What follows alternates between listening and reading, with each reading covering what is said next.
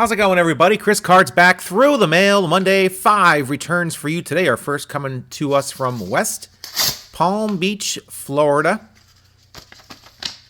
Other end of the country from me. We've got Tom Lawless here on an 86 Topps card. 8-year big league career as a utility infielder, pinch runner. Very skilled base runner. 88 Topps, 87 Topps signed for the set. Beautiful signature from Tom Lawless, and 83 Topps to finish it out. 8 years in the bigs. Somehow we managed 8 years in the bigs with just barely and above 200 batting average and I think 2 career home runs, although had one other home run in the World Series 1987 for the Cardinals. Go-ahead home run in Game 4 against the Twinks.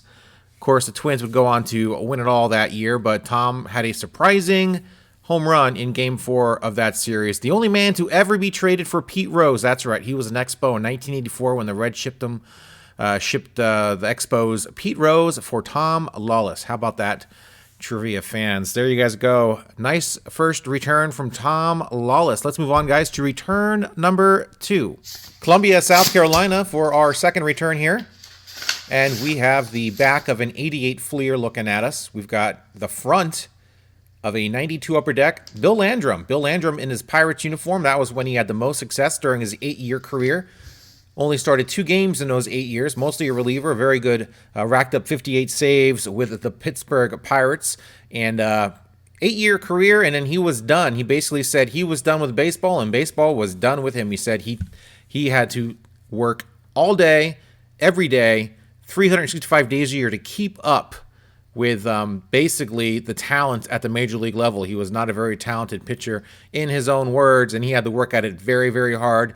And when his stuff started slipping 8 years into his career, he had had enough. It was a lot of work, a lot of mental anguish, and a lot of it is what it is. He just had a burnout, basically. So Bill Landrum, nice career, great numbers, just sort of disappeared after that 8th year in the big leagues. And of course, lots of interviews you can find on YouTube and whatnot. And he'll describe how he was just burnt out and how he really had to work at just getting through one inning every couple days. So there you guys go. Bill Landrum, great signer though, there in Chapin, South Carolina. Nice return. Let's move on to return number 3. Jacksonville, Florida, our next return here. We got Mr. Floyd Rayford. Floyd Rayford here in a Cardinals uniform, which was rare because he spent the majority of his 7-year career with the Orioles, except for 56 games he played with St. Louis in 1983. In fact, speaking of trivia questions, or at least answers, he was our modern-day Wally Pipp.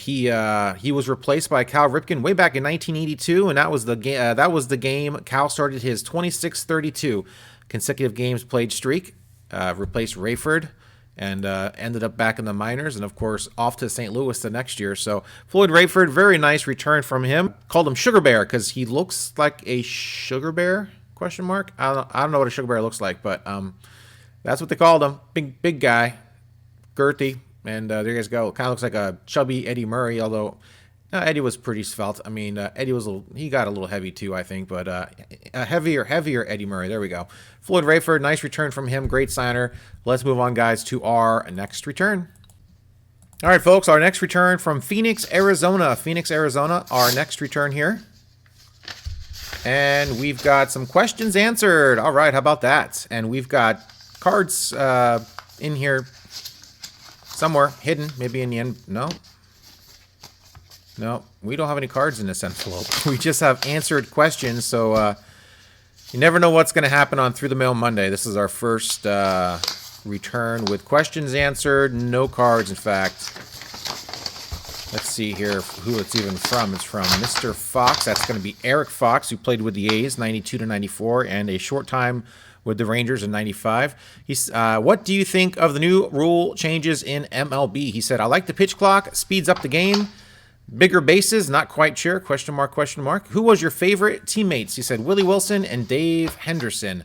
How many autograph requests do you typically receive each week or month? He says about 5 to 6 come to my house a week. And is there something out there you would like those that request autographs to know? Pet peeves, annoyances, etc.? He said, not really. Glad I have cards to sign. By the way, you didn't send any to be signed. Huh. Number 5, he does not follow the game like he used to, and that's it, guys. Apparently, he never got them. Here they are, by the way. This is what I sent him. I swear I sent them this.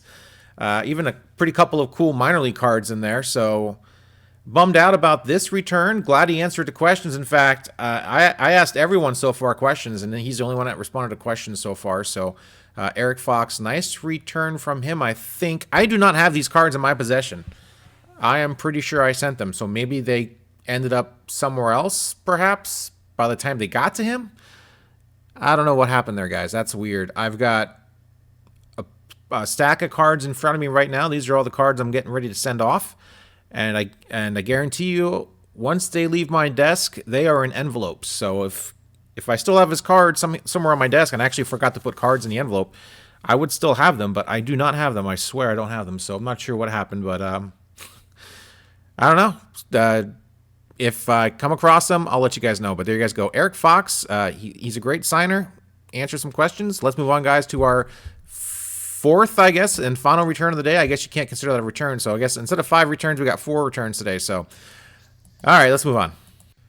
North Houston, Texas for our 4th and final return of this week's Through the Mail Monday. I hope I didn't rip anything important. Looks like I did not. And we've got Ken Aspromonte. Ken Aspromonte and a pretty cool Indians bookmark-looking thing he sent back, as well as a 74 Topps Cleveland Indians team card, of which he was the manager. He was manager of Cleveland Indians from 1972 to 1974. Also signed the 74 Topps team card, the manager card. Very nice to get this back. I don't think either of those coaches are alive. I would look them up, but I'm pretty sure neither one are alive. But even Ken Aspromonte, 92 years young, still signing. That's awesome.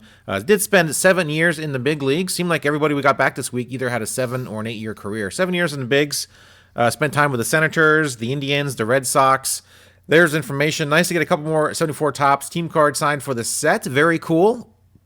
Ken Aspromonte, great signer. Again, did not answer the questions. I think I sent everyone questions, and I only got questions answered by Eric Fox. So thank you, Eric. Appreciate it. Of course, I don't pressure any of these guys in answering questions. It's their own free will. Of course, I try to not guilt them in answering questions, and that's just fine if they don't. As long as they sign the cards and send them back, I am a happy camper. So there you guys go. Cleveland Indians team card. Very nice returns from Ken Aspromonte, older brother of Bob. Both great signers. And that is it for this week's Through the Mail Monday. A very paltry 4 returns, not counting the Eric Fox return, I guess. I guess that was 5 returns. We at least got questions for him. Very nice return indeed from all these guys. Very nice signatures from these guys. And that's it, my friends. There you guys go. There is this week's haul. Nice returns, including an extra from Ken Aspromonte with the old school Indians logo. Very nice. That is Chief Wahoo. And looks good. Let me know what you guys thought of this week's returns. Comments down below. Let me know. I did answer a few more questions a couple days ago. I'm not sure if you guys get responses when I reply to your comments or not.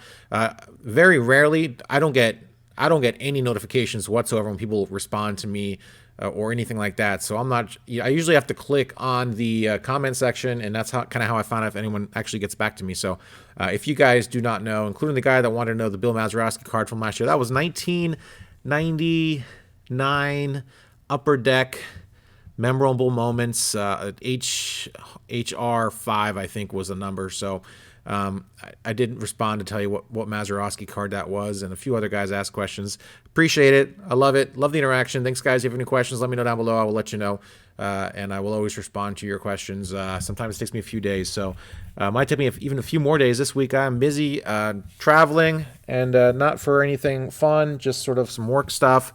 Not looking forward to it. I miss my house, especially now that we got some nice weather. I'm being able to do some yard work, and things are starting to come together and look pretty sweet, but I'm going to basically have to put it on pause for a week. So how are my Mets doing? I don't know. They've lost 3 straight to the Phillies, and I am 2 or 3 games behind now as I'm doing this on Saturday. So it's tough to watch them sometimes. It really is. They just rip your heart out and just do all sorts of crazy stuff to your psyche. So a little bummed out about stuff, but those games are on my phone. They're in MLB TV.